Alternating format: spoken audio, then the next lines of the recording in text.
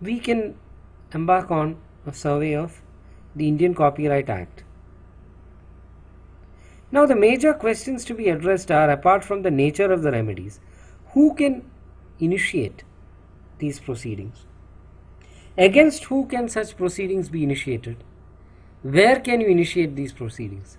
These are all procedural matters, but of great significance to the way in which IP is enforced on the ground, and great significance to the signaling effect in terms of what we as a society send out as a message to those who choose to violate IP. Any discussion of the provisions in Indian law, in the Indian Copyright Act, dealing with remedies has to inevitably start with Section 55. 55 outlines the civil remedies for infringement of copyright and reads as follows. Where copyright in any work has been infringed, the owner of the copyright shall, except as otherwise provided by this Act, be entitled to all such remedies by way of injunction, damages, accounts, and otherwise, as are or may be conferred by law for the infringement of a right. Provided that if the defendant proves that at the date of the infringement he was not aware and had no reasonable ground for believing that copyright subsisted in the work, the plaintiff shall not be entitled to any remedy other than an injunction in respect of the infringement and a decree for the whole or part of the profits made by the defendant by the sale of the infringing copies, as the court may in the circumstances deem reasonable. So, subsection 1 of section 55 clearly provides for all the different remedies that we have discussed thus far, such as injunction, damages, accounts, and so on, and also contains the same principle that we had seen in the TRIPS agreement, wherein a defendant is not liable for payment of damages unless he was of the belief reasonably, or would or ought to have had the reasonable belief that copyright subsisted in the work which he is now alleged to be infringing. Apart from section 55, there is an important aspect of the right to sue which one may keep in mind, which is that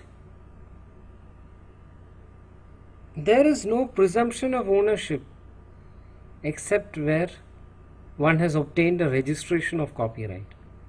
So the fact that you have registered your copyright, while not determinative of you enjoying the right, because copyright protection, unlike patent protection, is not dependent on the fact of registration. Yet, the fact that it is registered offers you a presumption of ownership when you sue the defendant. Of course, it is for the defendant to rebut the presumption, but on the face of the record, because you are mentioned as the owner in the register maintained by the Registrar of Copyright, you are presumed to be the owner unless proven otherwise. So once we have this sense of the landscape in terms of the remedies and the presumption of ownership, it is best to quickly look into the different categories of people who can sue in respect of infringement of copyright. So the first important category is, of course, the owner. Now, normally, because of section 17 and the presumption that authors are the first owners of copyright unless as otherwise provided in that provision, authors in their capacity as first owners, joint owners of copyright, again a situation where both parties collaborate with the intention that they shall both jointly own the copyright in respect of that work.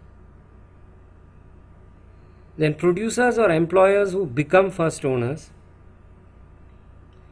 valid assignees of copyright, that is those who take the copyright from the initial owner or subsequent owners based on on an assignment deed, which is a deed for the transfer of the copyright. Exclusive licensees and copyright societies. Now, exclusive and non-exclusive licenses are just two categories of licenses. So, non-exclusive license is where any party other than the present licensee can also be granted a license by the licensor. So, there is no bar on the licensor from granting multiple licenses. But an exclusive license is one where, at least in respect of that particular exploitation of copyright, the right shall exclusively vest with the specific licensee, and there is a bar on the licensor from granting a license in respect of that particular use of copyright or the copyrighted material to any other licensee. So, in respect of a film, for instance, one party may be given an exclusive license to remake the film in language X, another in language Y, and a third in language Z.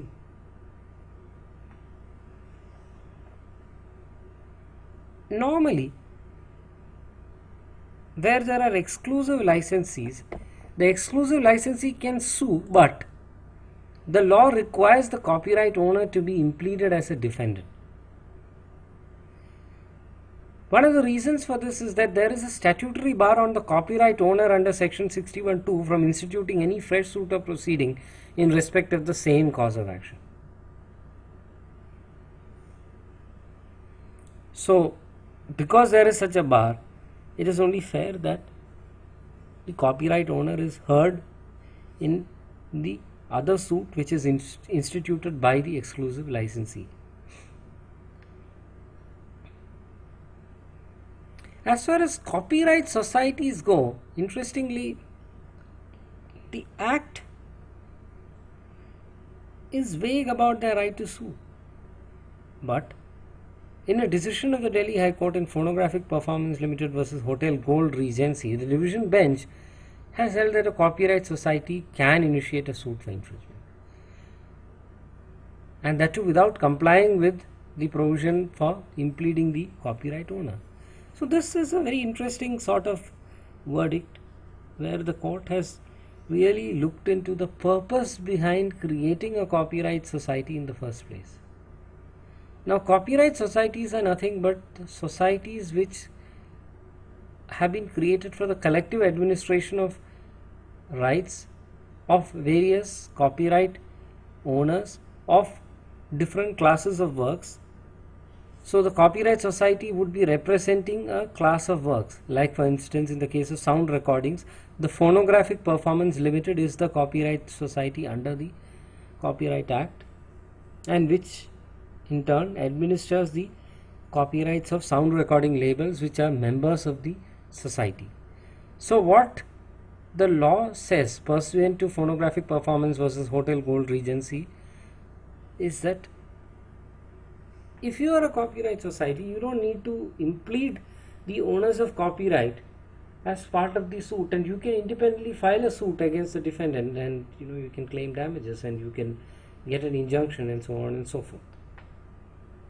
So these are the different categories of actors who can sue for infringement of copyright, and the various nuances, at least some of the important nuances which the action entails. Similarly, an interesting issue is who can be sued. Now here the most important category of those who can be sued, which needs or merits discussion, is the prospect of suing unknown infringers. Now today we have come to a stage where the moment a film is released in 2 or 3 days, or sometimes even earlier, copies of the film, and reasonably watchable copies one could say, are available on different BitTorrent sites or sites that make use of the BitTorrent software, and easily people can download it, watch it, as a result of which there is little interest in venturing out of home to a movie hall and watching the movie. And the same is the case with books, with a lot of content. That online piracy is it's today capable of really impacting considerably the revenues of the uh, physical channels of distribution, the authorized channels, so to say. So then the automatic question is, when there are many of these individuals who are committing infringement, whether it's online or even cases of trademark counterfeit goods, for instance, or in copyright, pirated copies, hard copies of the book being sold by different vendors outside a railway station. So in all these cases, the real challenge is enforcing your IPR. Can you sue each of these infringers independently? Is it even practically viable? The answer is of course not. It's not. It's not possible, especially in the case of online piracy, even otherwise. So one of the interesting remedies that has come about, and the history of that is traced in the course material, so you can go through that. Right from the day of Billy Joel versus various John Does to the present day, where the court is also seriously contemplating or has already performed the laying down of checks and balances of the passing of such orders as well, because sometimes they can take an excessively harsh and unbridled tone and tenor. So from then to now, there have been instances, and these serve as precedents today for us, where the court allows the plaintiff to file the suit against known and unknown infringers, and the unknown infringers are in turn listed as the various John Does. So this has come to be known as the John Doe orders in IP. So the purpose of these John Doe orders is to bring to the table those unknown infringers. And how does the law seek to do that? It does so by way of the grant of an interim order already against these guys, and when they are detected or found infringing, the interim order is immediately served on them. So the prohibition applies from the moment they are found, the moment they are caught. There is an interim order served and there is a prohibition on them. So if they were to sell it from that very moment, they would be liable for contempt of court. So this is the way the law is enforced, by making them liable for contempt of court the moment the act of infringement is carried on and they are discovered in the process of doing so, and by virtue of an order of injunction which is already present against all unknown infringers. Now what do they do? What is the solution for them to get over this predicament? Well, if they feel that they are licensed, or they feel that it's justified in doing what they're doing, whatever may be the reason for that, then of course they can approach the court of law and they can seek to vacate this order of injunction which has been passed against them. Of course, it's a different matter that most people will not do so, because many of these are not anything but eyes open infringement cases. So there is no possibility of any justification for that conduct, legally speaking. So it is a pretty interesting mechanism, as long as it is not abused to the extent where people go search, seize equipment and so on and harass others while in their business. John Doe orders can be pretty effective in enforcing copyright. Today, of course, we have come to a situation where John Doe orders are largely used in the case of online piracy. With several films recently, John Doe orders have been used, and pretty effectively, for the reason that the Department of Telecommunications and the different internet service providers are the ones impleaded as the known parties in the proceeding. So the idea is in some sense to enforce the order against these unknown online pirates by resort to the mechanism of the ISPs and the DOT. It seems to have some effect